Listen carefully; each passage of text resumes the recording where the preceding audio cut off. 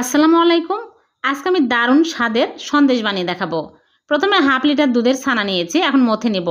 মথা হয়ে গেলে এক সাইডে রেখে দিচ্ছি। আর এদিকে চুলায় একটা প্যান বসিয়ে দিয়েছি, দিয়ে দিচ্ছি হাফ লিটার লিকুইড দুধ।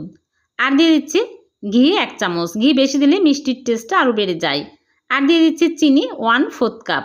এখন আমি নেড়েচেড়ে ঘন করে নিব। অনবরত নেড়েচেড়ে নিতে হবে, তাছাড়া কিন্তু তলায় লেগে যাবে।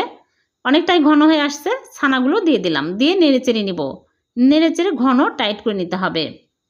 যখন এরকম ঘন হয়ে আসবে তখনই নামিয়ে নিতে হবে, ঠান্ডা হলে আরও শক্ত হয়ে যাবে। আরও 1 চামচ ঘি দিয়ে দিলাম। ঘি যতই বেশি দিবেন তত টেস্টি হবে।